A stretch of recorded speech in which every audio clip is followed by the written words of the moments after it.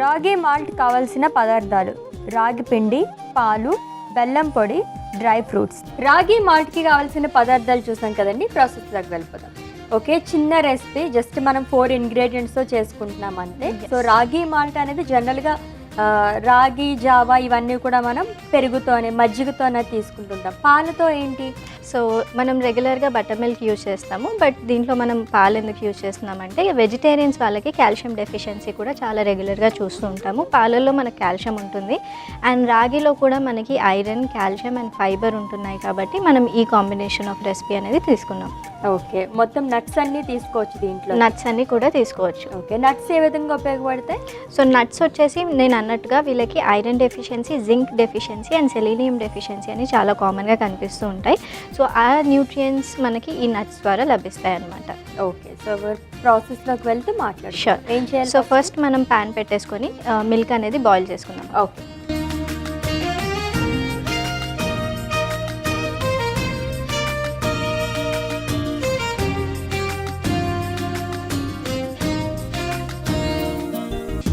పాలు బాయిల్ అయ్యేలోపు మనము మాల్ట్కి రాగి ప్రిపేర్ చేసుకుందాం అశ్విని గారు. ఓకే. రాగి మనం డైరెక్ట్గా యాడ్ చేస్తే ఉండల్లాగా లమ్స్ ఏవైతే ఫామ్ అవుతాయి కదా, అది అవాయిడ్ చేయడానికి ఫస్ట్ మనం వాటర్లో దాన్ని డిజాల్వ్ చేసుకుందాం. ఓకే.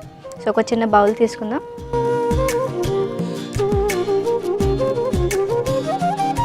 సో ఫస్ట్ దీంట్లో ఒక 2 టేబుల్ స్పూన్ రాగి ఫ్లవర్ యూజ్ చేస్తున్నాను. ఓకే, దీంట్లో వాటర్ వేసుకోవాలి.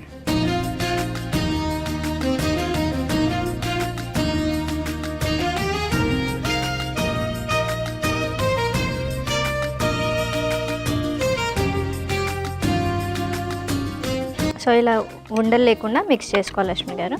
ఇంకా 2 టేబుల్ స్పూన్ యాడ్ చేస్తున్నాను.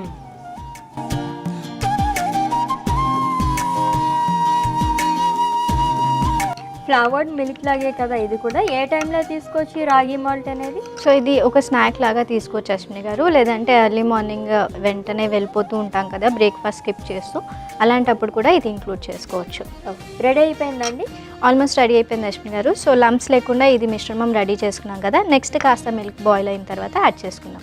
ఓకే, సో బాయిల్ అవ్వడానికి కొంచెం టైం పడుతుంది కాబట్టి ఒకసారి రివైజ్ చేసుకోవాలి. వెజిటేరియన్స్లో కనుక న్యూట్రియంట్ డెఫిషియన్సీ వస్తే ఎటువంటి లోపాలు వచ్చే అవకాశాలు ఉన్నాయి? వాళ్ళు ఏ డెఫిషియన్సీస్ మనం చూడొచ్చు రెగ్యులర్గా? సో రెగ్యులర్గా మనం కామన్గా చూసేది ఏంటంటే ప్రోటీన్ డెఫిషియన్సీ అశ్విని గారు. సో ప్రోటీన్ డెఫిషియన్సీ వచ్చినప్పుడు ఏమైపోతుందంటే స్కిన్ కాంప్లెక్షన్ అనేది పోతుంది, వెరీ డ్రై స్కిన్ అనేది కనిపిస్తుంది మనకి, అలాగే నెయిల్ గ్రోత్ అనేది తక్కువైపోతుంది అండ్ హెయిర్ ఫాల్ అనేది ఎక్కువగా ఉంటుంది. అదే కాకుండా ఇంజురీస్ అనేవి ఎక్కువగా అవుతాయి అండ్ ఇంజురీస్ నుంచి రికవర్ టైం అనేది చాలా ఎక్కువగా కనిపిస్తూ ఉంటుంది. సో క్విక్గా రికవర్ అవ్వం అనమాట.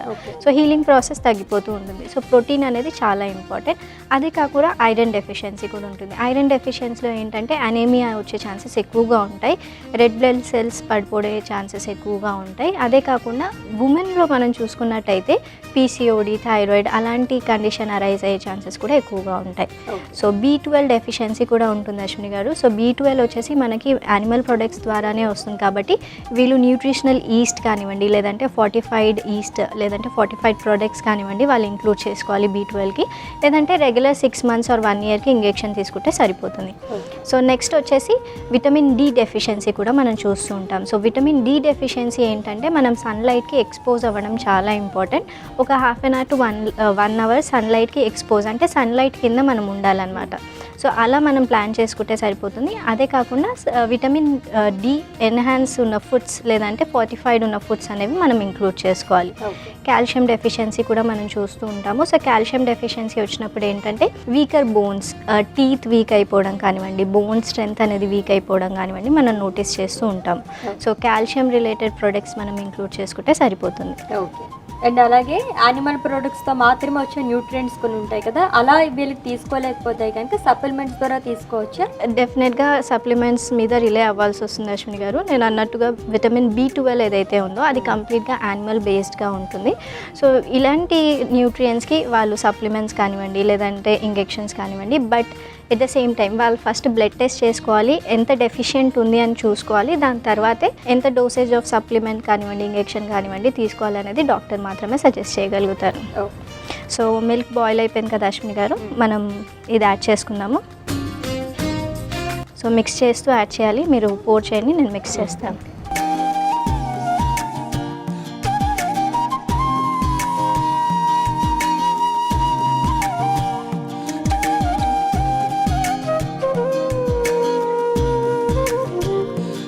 ఏ కన్సిస్టెన్సీ రావాలి? జనరల్గా మనం పాలు తీసుకుంటాం అలానే ఉంటుందా ఇది కూడా, లైక్ ఫ్లేవర్డ్ మిల్క్స్ అవి తీసుకుంటాం?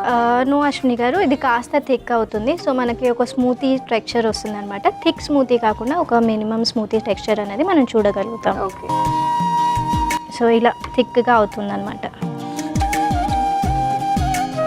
సో కుక్ అయిపోయింది కదా అశ్విని గారు, దీన్ని ఆఫ్ చేసుకుందాం ఇప్పుడు. ఓకే, సో బెల్లం పొడి యాడ్ చేస్తున్నాను. ఓకే.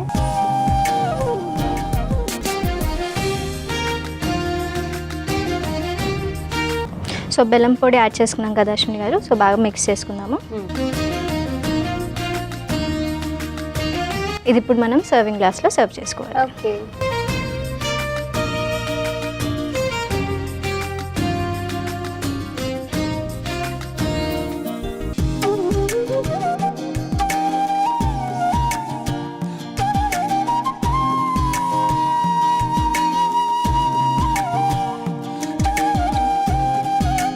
సో నెక్స్ట్ మనము ఫైనల్గా నట్స్ యాడ్ చేసుకోవాలి అశ్విని గారు. సో 15 grams నట్స్ అనేవి ఇంక్లూడ్ చేసుకుందాం. సో నాకు ఒక డౌట్ అండి. సో కంపల్సరీ మనం రోజు తీసుకునే ఫుడ్ అలా మెజర్ చేసుకుని తీసుకోవాలంటే కొంచెం కష్టమే కదా? Correct. So over the period మనం ఒక స్టార్టింగ్ 1 month అలా నోటీస్ చేసుకొని మనం తీసుకున్నట్టయితే మనకి ఎంత క్వాంటిటీలో తీసుకోవాలి అనేది అర్థమైపోతుంది అశ్విని గారు. సో ఫస్ట్ 1 month మనకు డిఫికల్ట్ అవ్వచ్చు. సో దాని తర్వాత ఏమవుతుందంటే మీరు పోర్షన్ సైజ్ చూడగానే ఓకే నేను ఇంత తినాలి అని ఒక పోర్షన్ ఐడియా అనేది మన బ్రెయిన్లో ఫ్రీజ్ అయిపోతుంది. ఓకే, సో ఫ్రూట్స్ కానీ నట్స్ కానీ వెజిటేబుల్స్ వీటిలన్నిటిలోని కంపేర్ చేసుకుంటే కనుక న్యూట్రియంట్ డెఫిషియన్సీ రాకుండా ఉండాలంటే ఈ వెజిటేరియన్స్లో ఏం తీసుకుంటే ఎక్కువగా మంచిది? సో న్యూట్రియంట్ డెఫిషియన్సీ రాకుండా అని అంటే overall all fruits all vegetables అనేవి మనం ఇంక్లూడ్ చేసుకోవాలి అశ్విని గారు. ఎందుకంటే డిఫరెంట్ టైప్స్ ఆఫ్ ఫ్రూట్స్లో డిఫరెంట్ టైప్స్ ఆఫ్ న్యూట్రియంట్స్ అనేవి ఎక్కువగా ఉంటాయి. సో బెర్రీస్లో యాంటీ ఆక్సిడెంట్స్ ఎక్కువగా ఉంటాయి, మనకి పోమోగ్రానైట్ కానివ్వండి, బీట్రూట్లో ఐరన్ ఎక్కువగా ఉంటుంది. అలా different types of fruits and వెజిటేబుల్స్లో డిఫరెంట్ న్యూట్రియంట్స్ ఉంటుంది కాబట్టి ప్రతిదీ ఇంక్లూడ్ చేసుకోవడం చాలా ఇంపార్టెంట్. అండ్ నట్స్ కూడా ఇంక్లూడ్ చేసుకోవాలి. దీంట్లో మనకి ఐరన్, కాల్షియం అండ్ అలాగే జింక్, సెలీనియం కూడా ఉంటుంది అండ్ గుడ్ ఫ్యాట్స్ కూడా వస్తాయి కాబట్టి చాలా హెల్త్కి ఇంపార్టెంట్ అండ్ బెనిఫిషియల్ కూడా. డన్. సో అయిపోయినట్టేనా? ఎస్. సో మన రాగి మాల్ట్ రెడీ. ఓకే, ఎస్, రాగి మాల్ట్ రెడీ అయిపోయిందండి. టేస్ట్ చేసే ముందు దీనికి కావాల్సిన పదార్థాలు, తయారీ విధానం ఒకసారి చూద్దాం. రాగి మాల్ట్ కావాల్సిన పదార్థాలు: రాగి పిండి, పాలు, బెల్లం పొడి, డ్రై ఫ్రూట్స్.